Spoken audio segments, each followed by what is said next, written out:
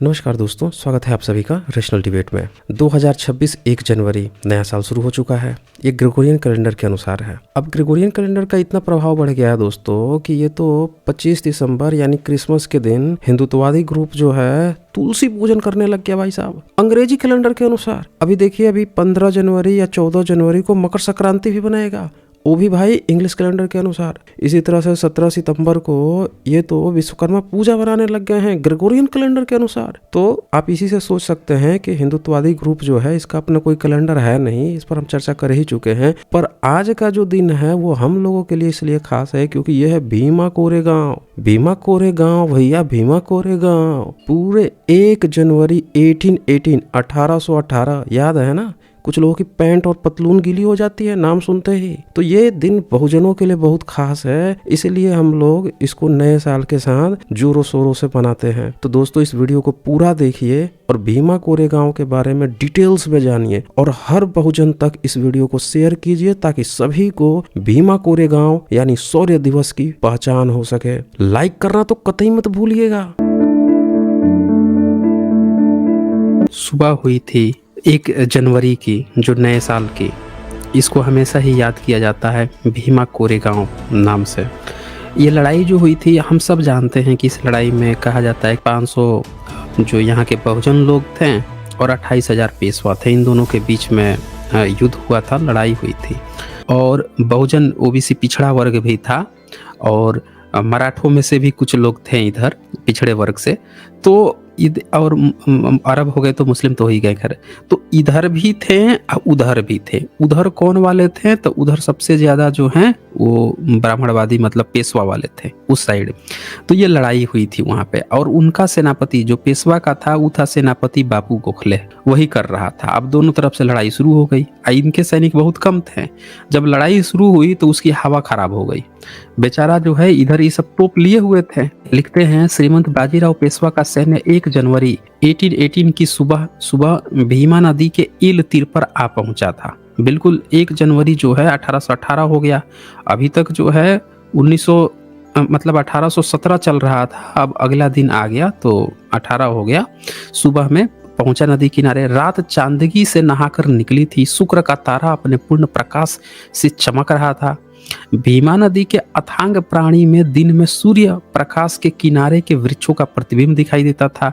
ये पूरा मतलब जैसे काव्यात्मक ढंग होता है उस तरह से यहाँ पे लिखे हुए हैं कि इस तरह से चीजें जो है चल रही थी। यहाँ क्या लिखते हैं कि ये कर्मठ पेशवा का कर्मठ सेनापति बापू गोखले नदी के पानी में उतरकर अंजुलि में पानी भरकर रणचंदी के स्त्रोत कहकर, मतलब वही उसके पूजा पाठ वाला जो नौटंकी होता है, शुरू कर दिया और चारों दिशा में अंजुलि भर प्राणी का अर्घ्य अर्पण कर रहा था। संस्कृत भाषा के मंत्रों का उच्चारण कर रहा था। देव देवताओं को पेशवा के विजय के लिए याचना कर रहा था। तो देखिए ये पूरा अपना इनके जितने मंत्र वंत्र होते हैं, देवी देवता हैं, सब पूरा बुला लिए गए थे। वहाँ का सेनापति जो है पानी में उतरकर पूरा संस्कृत के मंत्र श्लोक उतार रहा था कि आज तो उसके साथ देवता भी हैं। जैसे राम जब लड़ाई करते थे, जब किसी की हत्या कर देते थे शंभू की, तो तुरंत ऊपर देवता बैठा रहता था, तुरंत ऊपर से फूल बरसाने लगा। बड़ा अच्छा किया, बहुत अच्छा किया, गुड गुड। ये उत्तरकांड वाल्मीकि रामायण में लिखा हुआ है दोस्तों। तो जब भी कुछ करता था तुरंत ऊपर से जो है देवता फूल बरसाने लगते थे। तो यहाँ पे भी ये संस्कृत में गाथा गा रहा है कि आज तो हम मारेंगे फिर से जो महार लोग हैं, जो बहुजन लोग हैं, इनको मारेंगे, काटेंगे और फिर देवता पर फूल बरसाएगा। तो देवताओं का आह्वान कर रहा है।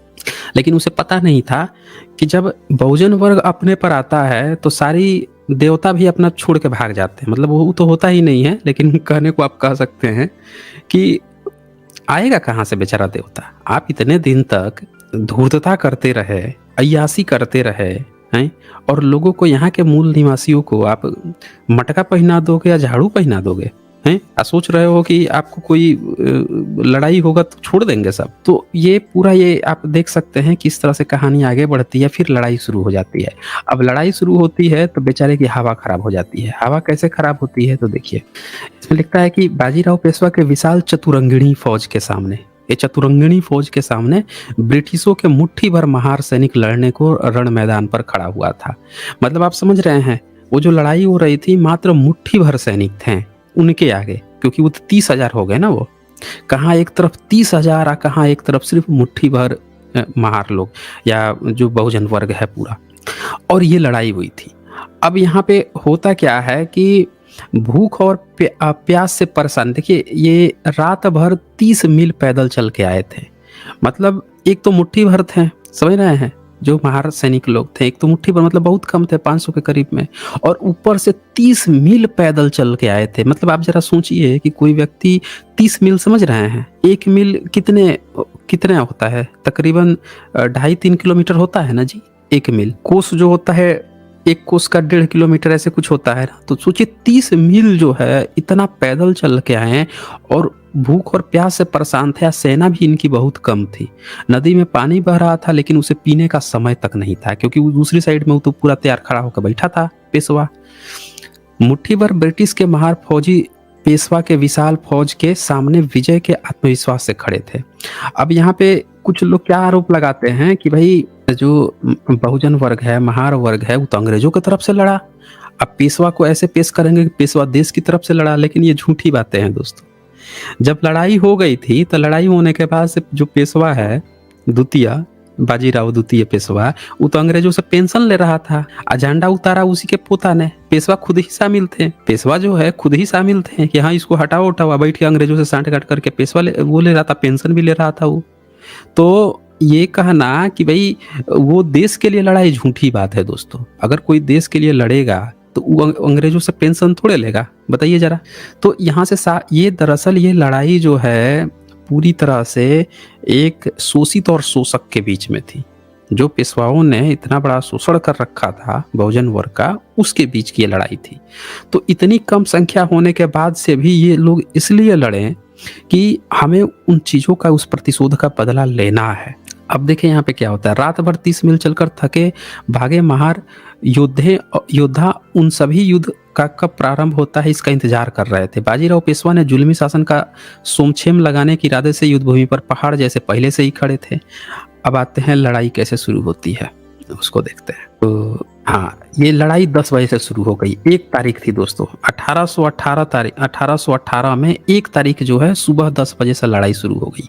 पेशवा का सैन्य नदी पार करके जाता हुआ देखकर ब्रिटिश सेना का कैप्टन फ्रांसिस स्टार्टन ने उस दिशा की ओर तोप लगा कर रखी थी। सेना कम थी लेकिन तोप लेके गए थे। इस तोप के चलाने के लिए जंग बहादुर अनेक लड़ाइयों का जिसे अनुभव था, ऐसा लेफ्टिनेंट चिसोलमा ने तैनात किया हुआ था। तो यहाँ से भी आप ये देख सकते हैं। फिर क्या होता है कि उसने बाजीराव पेशवा के सैन्य के मध्य भाग में अचानक तोप से गोले बरसाकर सैनिकों में तहलका मचा दिया, घबरा कर दहशत पैदा कर दी। अब इनको थोड़े पता था, ये तो आज आपको गप सुनाते हैं ना कि हमारे महाभारत में तो ऐसी ऐसी टेक्नोलॉजी थी कि पल भर में 18 अछौड़ी सेना जो है खत्म हो जाती, 14 अछौड़ी सेना बर्बाद हो जाती, ये हो जाती, वो हो जाती। ब्रह्मास्त्र था तो हमारे ऋषि मुनि ने इलेक्ट्रिसिटी का आविष्कार कर दिया था, तो कोई बोलता है विमान शास्त्र का आविष्कार कर दिया था। एक तोप का गोला दागा उतने में ऊपर से नीचे तक पूरा जो है खिड़की खुल गई इनकी, समझ रहे हैं। तो ये गप्पू लोग हैं, मुंह से जितना गप हकवाना है हकवा लीजिए। अब इसमें उसने डाल दिया, जैसे डाला बस इनके में तहलका मच गया, घबराहट दहशत पैदा कर दी। मेघ भरे काले भी आकाश की बिजली कड़क कर जमीन पर गिर जाती, जमीन का सीना चीर डालती। उसके जैसी तोप की आवाज से बारूद के अग्नि गोले से जमीन फटने लगी। सैनिकों के बदन कांपने लगे, कुछ सैनिक आग में भस्म हो गए, कुछ जख्मी हो गए। पूरा जो है लड़ाई शुरू हो गया। अभी देखें, अभी फाइनल लड़ाई नहीं चल रही है, अभी प्री लड़ाई चल रही है, प्री चल रहा है अभी ये। तो उनके उत्साह उमंग का दिया बुझ रहा था, ऐसा छीना झपटी थी कि मौत उन्हीं से लिपटी थी। रडवाद जोर जोर से ताल बज रहे थे, शंख की ध्वनि आसमां में गुजने लगी। मतलब पूरा लड़ाई जो है शुरू हो चुका था। अन्य पेशवा का सैन्य भीमा नदी उतरकर पार जा रहा था। उसने चहुं ओर से ब्रिटिश सैन्य को घेर लिया था। तो चूंकि उस संख्या में बहुत ज्यादा थे, पेशवा जो हैं संख्या में बहुत ज्यादा थे, तो क्या किए सब कि जाके नदी में से उतर के और दूसरे साइड से, क्योंकि ये लोग एक तरफ थे ना और दूसरी तरफ था, बस नदी में उतर के और दूसरी तरफ से इन लोगों को घेर लिए। पूरा जो महार रेजिमेंट आप कह सकते हैं, या जो बहुजन वर्ग की जो महार सेना थी उसको कह सकते हैं, तो घेर लिए। उस वक्त कैप्टन फ्रांसिस स्टार्टन ने कोरेगांव के मध्य भाग में जो गढ़ी थी उस पर तोप न दागने से बाजीराव के बहुत सैनिक कोरेगांव में घुस गए थे। तो उधर को अब नहीं दागा तो उधर से सैनिक चूंकि बहुत ज्यादा थे बस घुस गए कोरेगांव में, ये पेशवा सारे। अब जब घुस गए तो अब आगे देखिए क्या होता है। अब सुबह 10 बजे से शुरू हुआ था, दोपहर हो गया। तो दोपहर हुआ तो बहुत कुछ सैनिक बस्ती में घुसने के कारण बहुत भीड़ हो गई थी। उसी वक्त ब्रिटिश के बहुत से सैनिक मारे गए। अब सेना लेके ब्रिटिश वाले भी आए थे तो बहुत सारे ये लोग मारे गए क्योंकि उनकी सेना बहुत ज्यादा थी, चारों बगल से घेर भी लिए थे। अब क्या होता है यहाँ पे कि कोरेगांव की छोटी सी तटबंदी जिसके भीतर दोनों बाजुओं के सैनिकों की भीड़, तो इसमें जो है ये लड़ाई खत्म नहीं हुई, वैसे ही चलती रही। ये लोग हार नहीं माने, चारों बगल से भले ही घेर लिया था लेकिन इन लोगों के पास बंदूक और तोप था। तो ये लिख रहे हैं कि बंदूकों से गोलियों की धुआंधार बरसात हो रही थी, तोपें अंगार उगल रही थी, तलवारों की खड़खड़ाहट रडवादों के ताल पर लय पकड़ रहा था, तलवार से तलवार भीड़ रही थी, अग्नि की ठिनगियां तलवारों पर जमीन से गिर रही थी, ढाल पर हर वार झेल रहे थे।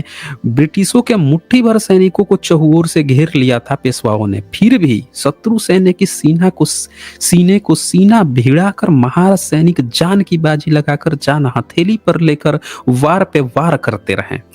दोस्तों इसे समझ सकते हैं कितने बहादुर थे महार लोग उस समय क्या हर वक्त ही वो बहादुर थे। मौका चाहिए होता है दोस्तों, समझ रहे हैं, आपको मौका चाहिए होता है। मिला, जब मौका मिला, चारों बगल से पेशवा घेरा हुआ है, फिर भी जो है वो कोड़ाई कोड़ दिए हैं। आप देखते जाइए इसमें आगे 40-40, 50-50 शत्रु सैन्य के साथ एक एक महार सैनिक लड़ रहा था। समझ रहे हैं इस बात को। फिर वक्त कठिन था, फिर भी हौसला बुलंद करके आगे ही बढ़ रहा था। धर्मांध दुश्मनों की सीने पे चढ़ रहा था। उसे ज्ञात था कि दुश्मन सिर पे खड़ा है, बल से बड़ा है, फिर भी वे मैदान में डट गए। लाख मुश्किल थी फिर भी न पीछे हटे। उस चौड़ी छाती के वीरों का साहस कुछ और था। मतलब 40-40, 50-50 लोग पर एक एक महार लड़ रहा था। समझ रहे हैं, आप समझ सकते हैं ऐसी लड़ाई जीतना। आपने 300 मूवी देखी है ना, मात्र 300 सैनिक थे और उधर से इतनी सारी पूरी फौज आ रही थी। तो उन्होंने दिमाग लगाया कि एक पहाड़ का जो किनारा था वहीं पे आके कि एक साथ ये हम पर नहीं टूट पड़ेंगे, अगर ये आएंगे भी तो ये पतले रास्ते से ही इनको आना पड़ेगा क्योंकि दूसरी तरफ खाई है, एक तरफ पहाड़ है। तो उन्होंने दिमाग लगाया था कि इतने में लड़ेंगे। और सेम कंडीशन यहाँ पे आप देख लीजिए, यहाँ पे तो वो भी कंडीशन नहीं है, उससे भी ज्यादा भीषण खराब कंडीशन है क्योंकि इस चारों बगल से पेशवा घेरे हुए हैं, ये बीच में हैं लोग और उसके बाद से भी लड़ाई चल रही है। आपने देखा होगा, फिल्मों में भी देखा होगा कि जब चारों बगल से कोई घेर लेता है तो सैनिक या तो सरेंडर कर देते हैं, हार जाते हैं, बंदी बना लिए जाते हैं। जरा सोचिए इसका फाइनल रिजल्ट, सोचिए कि फाइनल रिजल्ट क्या हुआ था। एक कंडीशन है कि चारों बगल से 30,000 पेशवा घेरे हुए हैं, तब लड़ाई अभी चल रही है। अब इसमें जो है ये लोग डटे रहे। अच्छा, डटे रहे, फिर क्या होता है यहाँ पे कि महार की जो पैदल सेना थी, आधे चंद्रमा के समान अर्ध गोलाकार युद्ध नीति की व्यूह रचना की थी। दिमाग लगाए ये लोग भी कि भैया चारों बगल से घेर लिया तो करना क्या है। तो आधा चंद्रमा, समझ रहे हैं, एक तरफ से सीधा, एक तरफ से जो सीधा लकीर और एक तरफ से पूरा वक्राकार, मतलब कर्व का आधा चंद्रमा की तरह, ये इस तरह बना लिए ये लोग। शत्रु सैनिक की आने वाले झुंड पर झुंड अर्ध वर्तुल चक्रव्यूह में अकेला महार सैनिक रोक रहा था। तलवार से तलवार, खड़ग से खड़ग भिड़ा रहा था। ऊंची छलांग लगाकर अर्ध वर्तुल में फंसे शत्रु सैनिकों से सर छांट रहा था। उनके रुद्रावतार देखकर दुश्मन का दिल दहल रहा था। उन्हें आगे बढ़ने का साहस नहीं हो रहा था। समझ रहे हैं, पहली बार देखे थे कि अरे इसको तो हम इतना दबा के रखते थे, इसको तो हम झाड़ू और गले में मटका लगा के रखते थे, और ये तो अभी पकड़ पकड़ के कोड़ कोड़ के मार रहा है। इनकी वैसे ही फट के हाथ में चार हो गई थी इन लोगों की। तो अब ये ऊंची छलांग लगाकर अर्धवर्तुल में फंसे शत्रु सैनिकों के सर छांट रहा था। मतलब समझ रहे हैं, भाला लगाए हुए हैं, ऊपर से चढ़ रहा है, बस सट दे, गर्दन काट दिए, उतार दिए। उनके रुद्रावतार देखकर दुश्मन का दिल दहल रहा था। तो ये पूरा लड़ाई जो है आगे चलता रहा और मैं आप लोगों को पूरा दिखाऊंगा, पूरे डिटेल से दिखाऊंगा। देखिए कैसे लड़ाई हुई थी, आप सोच के भी कांप जाएंगे कि आपके सोचिए हर व्यक्ति पर 40-40, 50 आदमी जुटा हुआ था। फिर भी सोचिए कितना महान बहादुर लोग थे। और ये धूर्त ढपोर संघ बताते हैं कि इन लोगों में लड़ने की ही भावना नहीं है, ये लोग तो दूसरे से सपोर्ट लेने के लिए उनकी अपनी लड़ाई को दूसरे की लड़ाई बताते फिरते हैं। अरे धुर, तो तुमने कभी लड़ाई नहीं लड़ी होगी, एक बार उस घटना को याद कर लो तो पता चल जाए तुम्हें। मौके की बात होती है दोस्तों, कभी मौका ही नहीं दिया गया, जब मौका मिला तो घुस के ठोके, समझ रहे हैं ना। तो ये चीजें जो हैं इतिहास हैं, ये इतिहास है। अब यहाँ पे और इतिहास कभी छूटता नहीं है, भुलाया नहीं जाता है।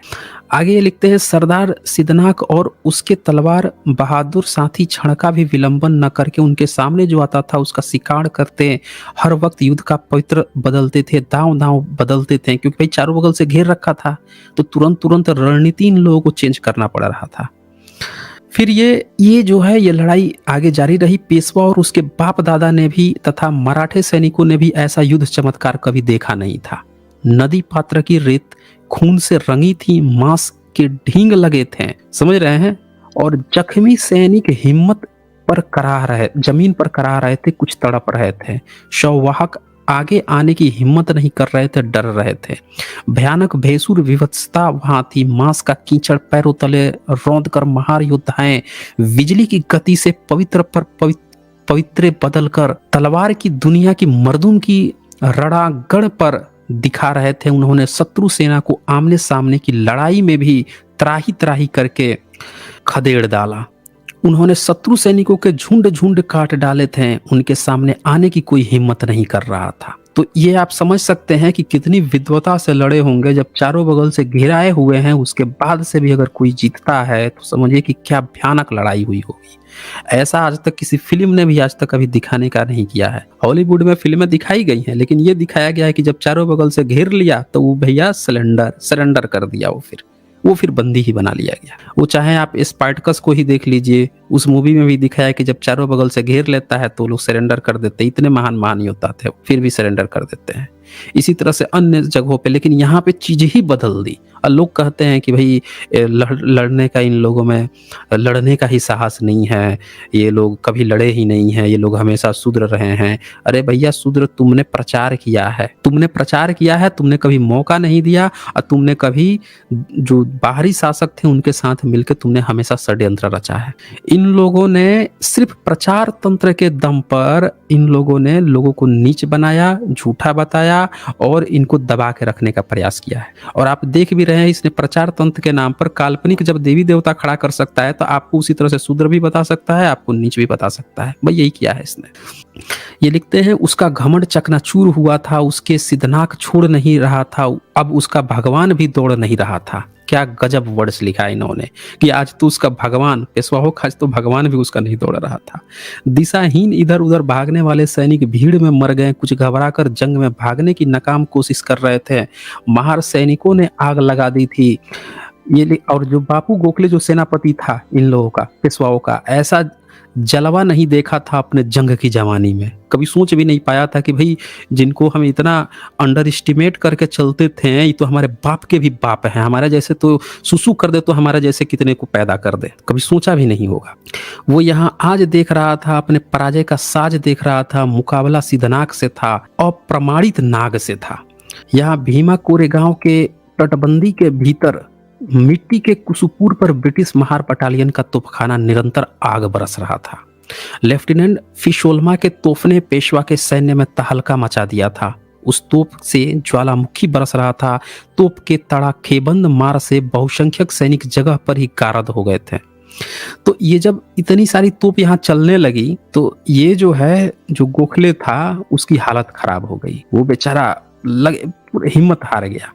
उसने क्या किया, अपने ये देखिए यहाँ पे क्या लिखता है कि ब्रिटिश के लड़ाकू डटकट दीपाण भूख प्यास पर विजय प्राप्त करने वाले महार फौजियों ने 4 घंटे तक निरंतर आक्रामक होकर पेशवा के फौज का जीना हराम कर दिया था।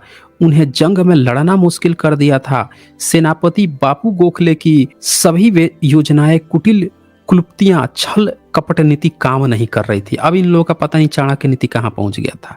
ये चाणक्य नीति वाले हैं ना, बोलते हैं कि हमारे तो चाणक्य ने था कि नहीं था वो अलग बात है, लेकिन गपोड़ने में तो माहिर हैं। तो ये क्या गपोड़ते हैं, हमारे तो कृष्ण हमको गीता का उपदेश दे गए, उठो लड़ो काटो मारो, अपनों को ही काटो मारो, यही तो सिखा के गए थे। और इनके एक चाणक्य थे, वो तो ऐसा इनको नीति दे के गए थे कि उसके बाद से पूरा भारत ही गुलाम होते रहा। मतलब इनके पास चाणक्य नीति थी, इनके पास कृष्ण का गीता था, इनके पास अमर और आजीवन जिंदा रहने वाला परशुराम है, अश्वत्थामा है, इनके पास जिंदा रहने वाले जो कभी मरते ही नहीं है, फिर भी भारत गुलाम होते रहा। समझ रहे हैं दोस्तों? इन्होंने लिखा है कि इनके परशुराम जो है, इनका जो अश्वत्थामा है, एक और कौन है, ये सब कभी मरते ही नहीं है, ये हमेशा जिंदा रहते हैं। अब पता नहीं जब लड़ाई चल रही थी तब ये कहाँ बिल में छुपे हुए थे। अब भारत गुलाम पे गुलाम होते जा रहा था। हर बार महार सैनिक उसके हर हमले का डटकर सामना कर रहे थे, हर वार को रोक लेते थे, जो भी सामने आता था उसकी खैर नहीं थी। बड़े बड़े महायोद्धा भी गालित गात्र हो गए थे, उनका अहंकार जल रहा था। महार फौजियों के बुद्धि, शौर्य और चातुर्य के सामने उन्होंने घुटने टेक दिए थे। अंग्रेज लश्कर में बेफाम तोप चलाने वाले चिलोस्मा की तोप बंद करने के सिवा वे आगे कदम ही नहीं डाल सकते थे। ऐसी विपदा आन पड़ी थी, सबकी जान खतरे में थी। तो सोचिए कि अभी ये प्री लड़ाई चल रही है, समझ रहे दोस्तों। और ये जो है, जो तोप वाली जो बात चल रही थी, उस जब तोप चली थी इनकी हवा खराब हो गई। अब ये पूरा दिमाग लगाने लगे। ये देखें, सेनापति बापू गोखले का युद्ध तंत्र चाणक्य नीति, देखिए लिखा भी है इन्होंने, चाणक्य नीति, और सब फेल हो गया था। 500 महारों के आगे या 30,000 पेशवाओं का सारा साम दाम दुर्गा 33 करोड़ देवी देवता, चाणक्य नीति, गीता, रामायण, महाभारत, वेद, इनकी वेद से ही सब चीजें निकला है, सब फेल हो गया था उस दिन। गनिमिकावा पद्धति काम नहीं कर रही थी, सभी आघाड़ी पर वे फेल हो रहा था। उसके बाप दादा ने भी धर्मशास्त्र में ऐसी लड़ाई बताई नहीं थी। वह चिढ़कर वैताग से चिल्लाकर कहता था, उस तोप वाले को मार डालो, उस तोप वाले को खत्म करो, तोप बंद गिराओ। सैनिक इशारों से कहते, तोप वाला तो नदी के उस पार है, उसको कैसे खत्म कर सकेंगे। सेनापति का शौर्य क्षीण हो रहा था, वो दीन हो रहा था, उसका गर्व चकनाचूर हो रहा था। लगता था कि आज मैदा से दूर हो गया था। 2 दिन की बहारें हैं जंग में, जब जुल्म किसी का चलता है, हर जुल्म का सूरज लाख जले, लेकिन हर शाम वो ढलता है। महार फौजी त्याग और तप के बल पर ही चल रहा था। युद्ध भूमि में शौर्य से स्वयं प्रकाशित होकर जल रहा था। जो रखते हैं फौलादी जिगर, दुश्मन के आगे झुकते नहीं, चट्टानों से टक्कर लेते हैं, तूफानों के आगे झुकते नहीं। तो ये चीज है, आप देख रहे हैं कि उस दिन चल रही थी। और फिर रिजल्ट तो सबको पता है, बस हुआ कैसे था वो देखते जाइए। लेफ्टिनेंट चिलोस्मा का ध्यान भी सामने के सैनिकों के ताफे पर था। उसे इधर उधर पीछे देखने का समय नहीं था। तो वे तोप चलाने वाले लेफ्टिनेंट चिलोस्मा के पीछे से वहां पहुंचा, उसे घेर कर चक्रव्यूह में फंसाया। उसने चक्रव्यूह को छेद कर बाहर आने का भरकस प्रयास किया, लेकिन वो चक्रव्यूह तोड़ नहीं सका। तब पेशवा के सैनिकों ने गर्दन पर तलवार का जबरदस्त फटका लगाकर उसके गर्दन को शरीर से अलग कर दिया। मतलब जो तोप वाला था उसको वो सब मार डाले। और क्या कह रहे हैं, जोर जोर से कह रहे थे, तुम्हारे तोप वाले को मार डाला, देखो हमने मार डाला। ऐसी घृणास्पद विभत्स प्रदर्शन युद्ध शास्त्र में निषिद्ध है। और ये उसी में खूब चिल्लाने लगे कि देखो, जो तुम्हारा मेन, जो तुम्हारे लोग की ताकत थी तोप वाले की, उसी को हमने मार दिया, काट दिया। अब लड़ो, आओ तुम लोग, हम लोग तो हैं 30,000, तुम लोगों की तो अब बैंड बजा देंगे अच्छे से। ये वहां पे ये बेचारे लगे, आज तो हमारे साथ देवता भी, अब 33 करोड़ हमारे देवता हैं, देखो हमने जाकर तुम्हारे तोप वाले को मार दिया। शुरू हो गए बेचारे। ये ऐसे बेदलील लोग न होते तो सचमुच भारत जैसा, ये लिखते हैं, रेगिस्तान ऐसा उपवन होता जिसकी सुगंधी से दुनिया के लोग मालामाल होते। एक शायर कहता है, यह जजीरा है सर दायरे गुल होता, मगर हुई यह कयामत बेदलील हैं ये लोग। ग्रेडेनियर का अर्जेंट लेफ्टिनेंट पटिशन गोरा गोमटा 6 फुट 7 इंच ऊंचा धिप्पाड़ शक्तिशाली अधिकारी जख्मी हुआ था। उस तोप पर पेशवे के सैनिक कब्जा करने की तैयारी में थे। अब उसको मार दिए और उस तोप पर कब्जा करने की तैयारी में थे। उस जख्मी अवस्था में भी सैनिकों का आह्वान कर रहा था, चेतावनी दे रहा था। लड़ा तेज हो गया, महार सैनिक आगे बढ़ने लगे। गिरकी पर गिरकी लेकर शत्रु सैनिक को खदेड़ कर उनके कब्जे में जाने वाली तोप पर फिर से उनका अपना कब्जा किया, लेकिन उसे अपने प्राण का बलिदान देना पड़ा। वो बेचारा मर गया। इस ऑपरेशन में ब्रिटिश सेना के अन्य अधिकारी लेफ्टिनेंट कॉनवेल, असिस्टेंट सार्जेंट और वीमट जबर जख्मी हो गए थे। कैप्टन फ्रांसिस स्टार्टन भी सामान्य जख्मी हो गए थे। देखिए अंग्रेज लोग भी बेचारे जख्मी हो गए थे और लड़ाई भयानक थी, सामने सेना बहुत ज़्यादा थी ना, तो अंग्रेज के जो लेफ्टिनेंट थे, जो मेन लोग थे, वही सारे लोग जख्मी हो गए थे। मैंने क्या कहा, अभी तक प्री लड़ाई चल रही थी। देखें तोप खाली हो गई, अंग्रेज जो थे वो सारे जख्मी हो गए, खत्म हो रहे थे, मर रहे थे। बचा कौन था, कौन बचा था, किसने उस लड़ाई को फिनिश किया था? आगे देखिए, बस्ती के मंदिरों में धर्मशालाएं थी, वहां जख्मी जवानों को ले जाया जाता था। बाजीराव पेशवा की एक सैनिक टुकड़ी ने इस पर कब्जा किया था, सभी जख्मियों को मार डाला था। लेकिन देख लीजिए, मतलब जो जख्मी लोग थे उनको भी ये कब्जा कर लिए, उस जगह की सेना बहुत ज्यादा थी उनके, जाके पूरे सबको मार दिए सारे जख्मी। प्रथम बटालियन के लेफ्टिनेंट जोन्स और असिस्टेंट सार्जेंट विली का ध्यान इस धर्मशाला में हो रही कत्ल की ओर गया। वे अपने सहकारियों से मदद के लिए वहां आए। दोनों में हल्ले प्रति हल्ले शुरू हो गए। वहां भी महार योद्धाओं के सामने वे टिक नहीं सके। उन्होंने धर्मशाला अपने कब्जे में कर ली फिर से, मतलब जो धर्मशाला था जहाँ पे जख्मी लोग थे उसको महार लोग थे उन्होंने कब्जे में ले लिया। प्रत्येक अघाड़ी पर घमासान संग्राम शुरू था। कुछ जख्मी होते थे, कुछ वीर रमण होता था। सिद्धनाक इनकिलाब का पैगाम दे रहा था जवानों को, आज मिटाकर दम लेंगे गुलामी के निशानों को। ये देखिए एक किताब में इन्होंने बीच बीच में शेरो शायरी भी बहुत अच्छे से दे रखी है। ये देखिए भीमा कोरेगांव युद्ध का परिक्षेत्र का ये पूरा नक्शा है। ये नदी है बीच में, ये वाली ये नदी बह रही है और इस साइड में ये लोग हैं और दूसरी साइड में ये है। इस तरह से ये पूरा उस समय का नक्शा भी बनाया गया है। अब कैसे लड़े थे महार सैनिक लोग, समझ रहे हैं? तो ऐसे लड़े थे महार सैनिक लोग। पीछे के वार करने के लिए आ गई बाजीराव सेना की टुकड़ी पर तोप अंगार उगल रही थी। श्यूं श्यूं आवाज करके बंदूकों से गोलियां बरस रही थी। फौज तरस रही थी। जगह पर शत्रु सैन्य मरने लगे। त्राही त्राही मच गई थी। उनमें से उन्हें कुछ भी सूझ नहीं रहा था। कुछ जीते भूजे जा रहे थे, कुछ खड़े खड़े जलने लगे। जिधर रास्ता मिला उधर भाग रहे थे। महार सेनापति सिद्धनाक ने यह नजारा देखा। देखिए महारों की तरफ से सिद्धनाक जी थे सेनापति, और उधर पेशवा की तरफ से था वो बापू गोखले था। नामे बापू रख लेते हैं ये लोग, कोई और कहे ना कहे, नाम ही रख लो तो सब लोग कहेंगे। उसने अपना मोर्चा उधर ले लिया। वह तलवार से शत्रु सेना का खात्मा कर रहा था। तो ये देखें, ये पूरा अभी लड़ाई यहाँ पे आगे चल रही है। और समर भी सादिया याद करेगा सिद्धनाक का जौहर, वह भी लथपथ था खून से, फिर भी दुश्मन के होश उड़ रहे थे। जो सिद्धनाक जो थे, जो महारों के सेनापति थे, वो भी खून से लथपथ हो गए थे। ये देखें, उस तलवार बहादुर ने पेशवे सैन्य के प्रधान पृथक को त्राही त्राही करके छोड़ा। सिद्धनाक उन्हें छोड़ नहीं रहा था और संकट में उनका संकट मोचन भगवान भी दौड़ नहीं रहा था पेशवाओं का।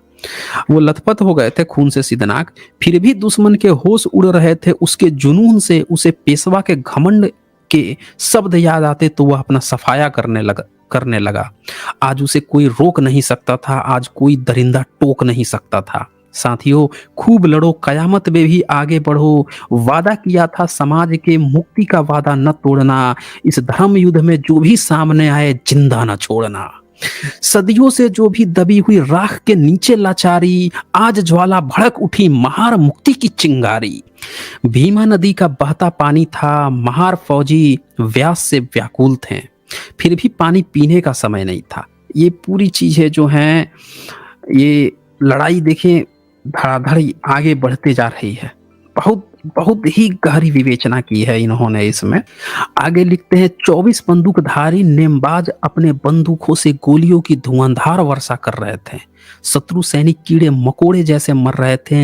रैनाक, वननाक, गणनाक, धर्मनाक, वालनाक, गुणनाक अपने दांड पट्टे से सपासप वार करके पेशवाओं के सैनिकों को काटते जा रहे थे। ये देखिए सब में नाक लगा है ना, धर्मनाक, गणनाक, वननाक। नाक जो होता है ना, ये महार लोग जो थे उनका सरनेम होता था।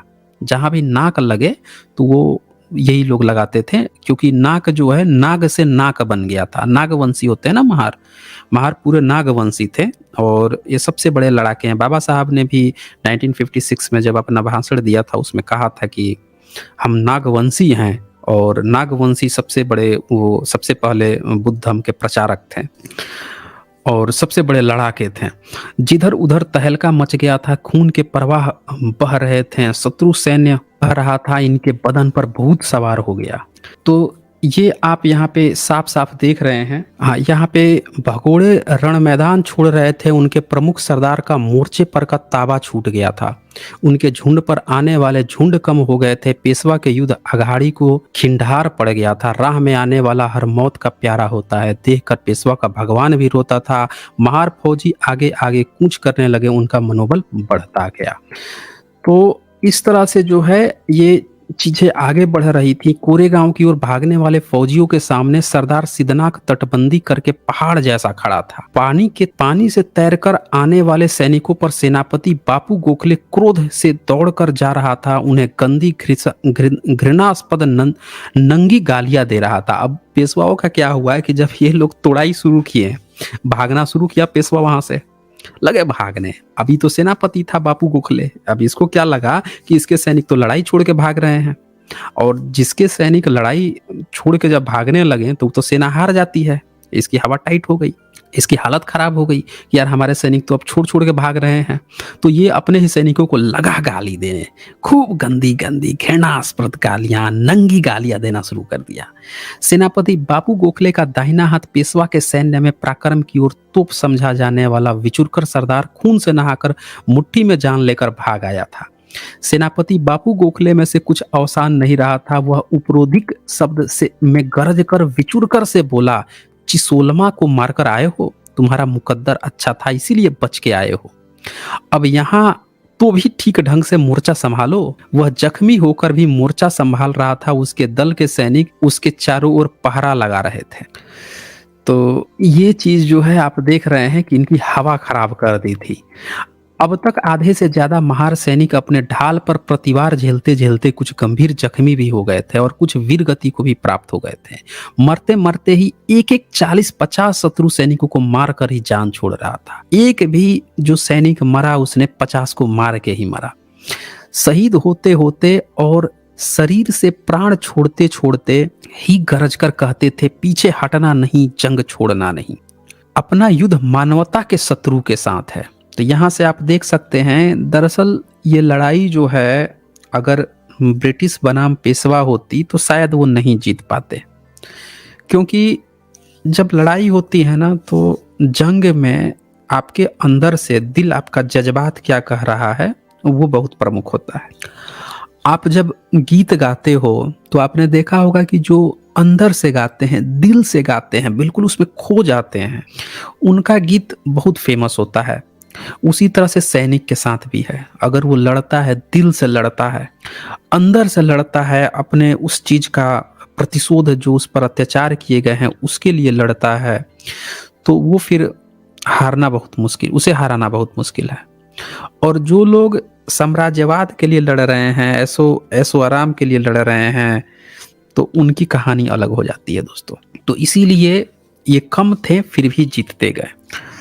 आगे ये लिखते हैं कि चक्रव्यूह फोड़ रहा था, शीशा हथेली पर धर के, मृत्युंजयी प्रण करके, मारेंगे दुश्मन को यो रह जाएंगे मर के, ज्वाला बन के भड़क उठे, एक के बदले 100 मारने की सौगंध खाई थी।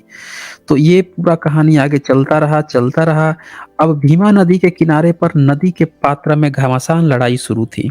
महार सैनिक पेशवा के भयभीत भगोड़े सैनिकों के पैर खींचकर उन्हें बहते पानी से खींच रहे थे। देखे भगोड़ा हो गए थे ये सैनिक जो है पेशवा के। उनके सीने पर लात मारकर पानी में डुबो रहे थे। वे कमर तक बहते पानी में रेत में पैरों के पंजे गाड़कर पीण जैसे अडिग खड़े थे। शत्रु सैनिकों को पानी में तोल संभालकर दौड़ना मुश्किल था, तलवार भी चलाना मुश्किल था। तो पानी से अब भागना जो है वो शुरू कर चुके थे, लेकिन फिर भी ये लोग पानी में भी नहीं छोड़े, वहां पे भी घुस घुस कर पूरा बदला लेना था ना। 1000 सालों से इन लोगों ने जो नौटंकी कर रखी थी, जिस तरह से यहाँ के मूल निवासियों को बर्बाद कर रखा था, उसको बदला लेना था। लड़ाई नदी के किनारे के सामने समतल मैदान में आई थी। इस आमने सामने की घमासान लड़ाई में पेशवा की ओर से सेनापति बापू गोखले का नौजवान लड़का गोविंद बाबा कंपनी के सैनिकों पर टूट पड़ा था। वह अकेला ही शत्रु के सैनिकों का सामना कर रहा था। उसके जाबाज साथी भाग कर चले गए, सब भाग गए। पेशवा जो हैं पकौड़े तो भाग गए, उनको तो मस्ती चाहिए ना, कोई और शासक बन जाएगा उसकी चापलूसी कर लेंगे। इनको तो बना बनाया चीज चाहिए ना। शिवाजी ने, छत्रपति शिवाजी ने बना बनाया सब चीज तैयार कर दिया, तो पहले उनको राजा ही नहीं बनने दे रहे थे, जब बना बना के तैयार कर दिया तो जाके उनका पेशवा बन के पूरा हड़प लिया। सिद्धनाथ के टोली ने उसे चहुं ओर से घेर लिया था। वह चक्रव्यूह में आया था, भय से बुरा हाल था, आगे पीछे मृत्यु का जाल था, पैरों में कुछ त्राण नहीं रहा था, हाथों में तलवार की ढाल थी, वह भी उठाने का बल नहीं था। असहाय अवस्था में वह युद्ध भूमि में दौड़ रहा था। सिद्धनाथ उसे खदेड़ रहा था। वह भीमा नदी के पात्र के पास आकर त्रयंबकजी ढोंगले को मदद के लिए याचना कर रहा था। उसने कभी ऐसे जज्बात का ऐलान नहीं देखा था। महार सैनिकों के सीने में था, वह तूफान नहीं देखा था। सामने पापी पेशवाई थी, उसके मुखड़े पे गम की घटा छाई थी। समर में लड़ना खेल नहीं बच्चों का, यहाँ दम निकलता है अच्छे अच्छों का। अब लड़ाई कोरेगांव के गलियों में आई थी, अब आ रहा है लड़ाई कोरेगांव में। समझ रहे हैं? अभी तो नदी के किनारे भीमा नदी, तभी इसको कहा जाता है भीमा कोरेगांव। नदी है भीमा नदी, पहले नदी पे लड़ाई हुई, अब फिर कोरागांव में जब भाग भाग के इधर आए तब यहाँ पे घुस के इनको ठुकाई की थी इन लोगों ने। इस वीडियो को अंतिम तक देखने के लिए बहुत बहुत धन्यवाद। जल्द ही मिलते हैं एक नए वीडियो के साथ। बहुत बहुत शुक्रिया आप सभी का।